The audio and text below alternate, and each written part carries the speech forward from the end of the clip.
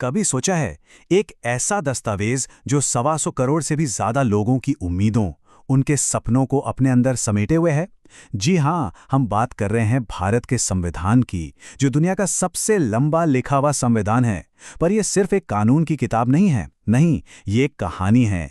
एक ऐसी कहानी जो दशकों के संघर्ष, बहसों और सपनों से बुनी गई है। तो फिर सवाल ये उठता है कि ये सब शुरू कहाँ से हुआ? इस महान दस्तावेज की पहली ईंट आखिर कब और किसने रखी? चलिए आज जरा वक्त में पीछे चलते हैं और इस ऐतिहासिक सफर की एक एक परत को खोलते हैं। आपको शायद थोड़ी हैरानी हो, लेकिन इस कहानी की जड़ें हमें ब्रिटिश शासन तक ले जाती हैं। हमारे संविधान की कई बुनियादें असल में उन्हीं कानूनों में छिपी हैं जो अंग्रेजों ने भारत पर राज करने के लिए बनाए थे। कह सकते हैं कि ये वो नींव के पत्थर थे जिन पर भविष्य में एक शानदार इमारत खड़ी होनी थी। देखिए, ये सफर शुरू होता है 1773 में रेगुलेटिंग एक्ट से, जब ब्रिटिश सरकार ने पहली बार ईस्ट इंडिया कंपनी पर थोड़ी लगाम कसी। फिर आया 1784 का पिट्स इंडिया एक्ट, जिसने कंपनी के राजनीतिक और व्यापारिक कामों को अलग अलग कर दिया। लेकिन असली मोड़ आया 1857 की क्रांति के बाद। 1858 में सत्ता सीधे कंपनी के हाथों से निकलकर ब्रिटिश क्राउन के पास चली गई। इसके बाद 1909 और 1919 के एक्ट्स आए। इनके जरिए धीरे धीरे भारतीयों को शासन में थोड़ी बहुत जगह तो मिली, पर यहीं पर बांटो और राज करो की नीति के तहत अलग निर्वाचक मंडल का जहरीला बीज भी बो दिया गया।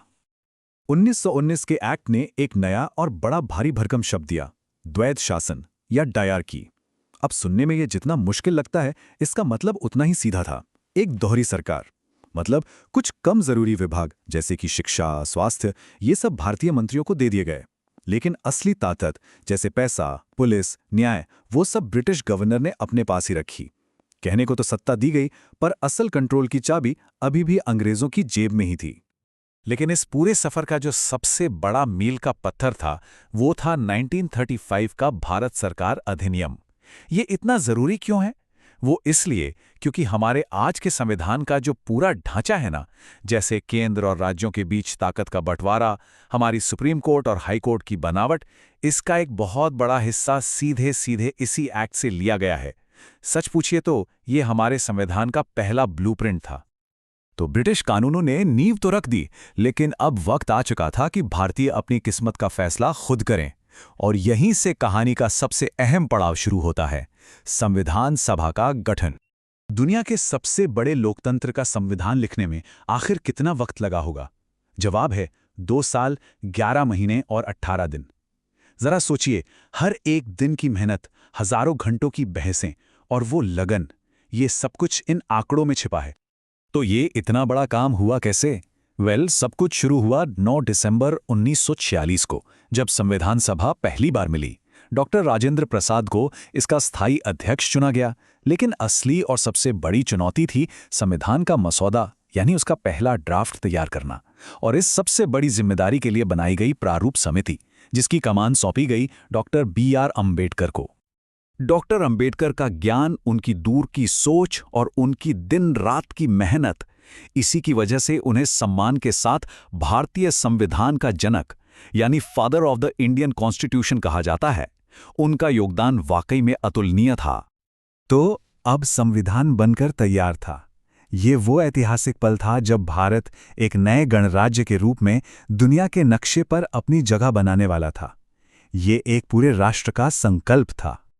अच्छा, यहाँ 2 ऐसी तारीखें हैं जिनमें लोगों को अक्सर कन्फ्यूजन हो जाता है। पहली है 26 नवंबर 1949। ये वो दिन था जब हमारा संविधान बनकर तैयार हो गया और संविधान सभा ने उसे अडॉप्ट यानी अपना लिया। इसीलिए इस दिन को हम संविधान दिवस के तौर पर मनाते हैं। लेकिन इसे पूरे देश में पूरी तरह से लागू किया गया ठीक 2 महीने बाद, 26 जनवरी 1950 को। और इसी खास दिन भारत सही मायनों में एक गणराज्य बना, जिसे हम और आप गणतंत्र दिवस के रूप में मनाते हैं।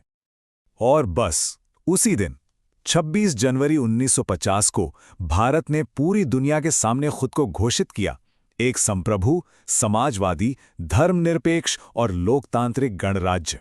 ये सिर्फ कुछ शब्द नहीं थे, नहीं, ये वो मजबूत संकल्प था जिसके लिए न जाने कितनी पीढ़ियों ने अपनी जानें कुर्बान की थीं। तो ये थी हमारे संविधान के जन्म की कहानी, एक लंबी और मुश्किल यात्रा। लेकिन ये कहानी सिर्फ इतिहास की किताबों के लिए नहीं है, ये आज भी जिंदा है हमारी रोजमर्रा की जिंदगी में।